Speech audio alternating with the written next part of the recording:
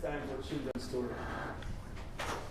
I'm going to Carrie, Teal will be in charge.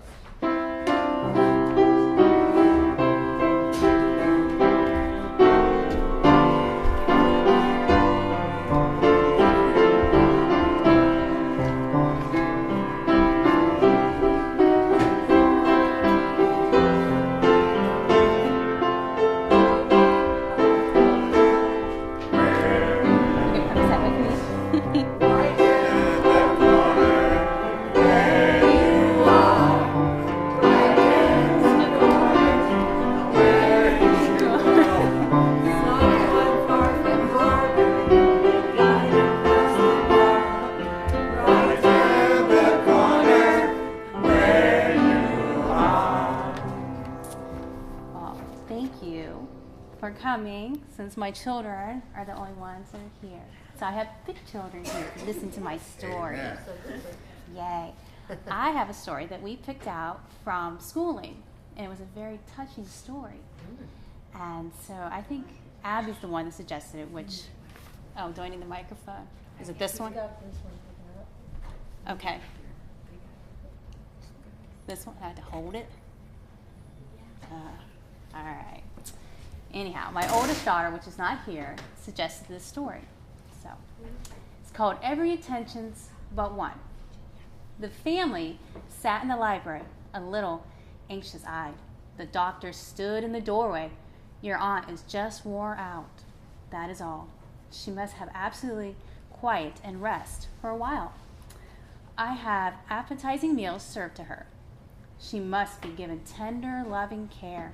One of you girls should be made a sort of bodyguard and attendant for her, to amuse her, to read to her, run her errands for her, and look after her, and be in her room. She needs someone with her constantly. What she needs is perfect freedom from annoyance, irritation, and excitement. She will be better than ever at the end of the month, like that. Then the doctor went out, and the family talked it over. It is fortunate thing that I took the first aid course, isn't it? I'll be happy to give Aunt Emily the very best attention now. I'll move a cot into that little alcove in her room, and I'll take up my headquarters there. It will be just what Aunt Emily needs, and it will be fine training for me. Mrs. Alcott said best way to become proficient in serving the sick is by actually practicing. So spoke Olivia, the oldest daughter. It must be confessed that the family was a little dubious about this plan. Don't you think Violet could do better? Suggested the father. Why, father! Olivia's voice was very indignant. Why should Violet do it? She hasn't had any training in nursing at all, and she is the youngest daughter. Violet is so even-tempered and cheery, continued the father. It seems to me she'd be very comfortable in a sick room. Of course, she has not had the training, but cheer is a big thing for a sick person. I am the oldest, and I've had training, and it seems to me I ought to be in charge. In the end, Olivia had her way, and Aunt Emily herself was not asked. The doctor often talked with Aunt Emily. He watched her closely. He also watched Olivia as she went about her work. She did not neglect the duties that came to her. That was evident. The room was spotless, clean, and always sunny. The bed linens were perfect. Aunt Emily herself seemed to be receiving every attention, but the doctor was not satisfied. In spite of the good food, much rest, and entire quiet and relaxation, Aunt Emily did not improve. What was the matter? He watched Olivia's attitude toward her aunt and observed every look, every moment. And finally, he was convinced that he knew what was wrong. When he left that day, he motioned to Olivia to follow him. My dear, he said, kindly but firmly, I want you to let your sister take your place here for a few days. The little plump one. What is her name?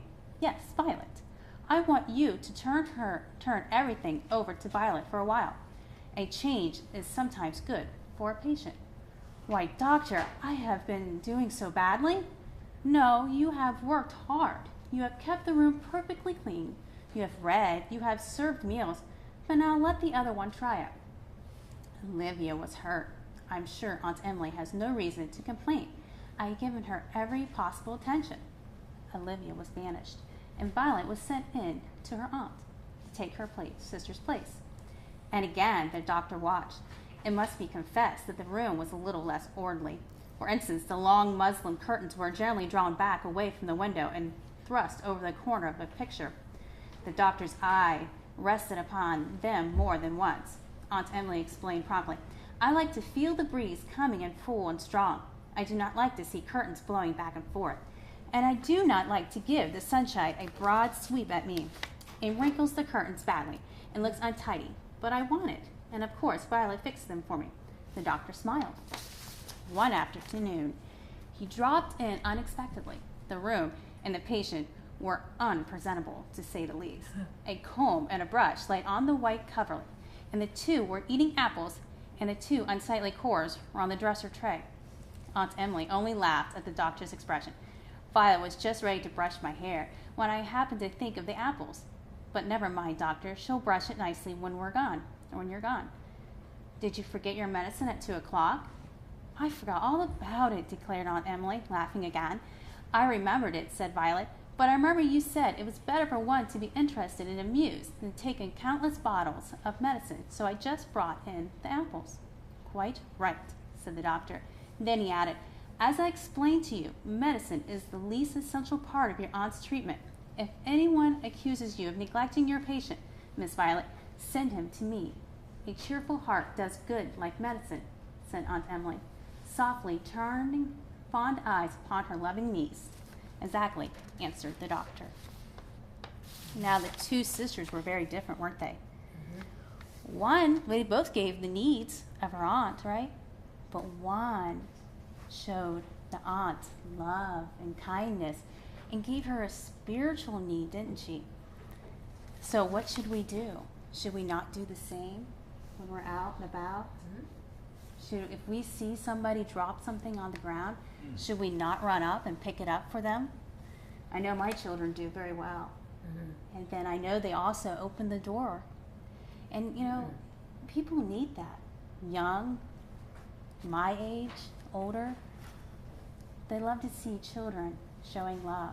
And when we show love to other people, who are we showing the most? Who do you think? Jesus. We're showing Jesus' love when we do something like that. Amen. Amen. Right.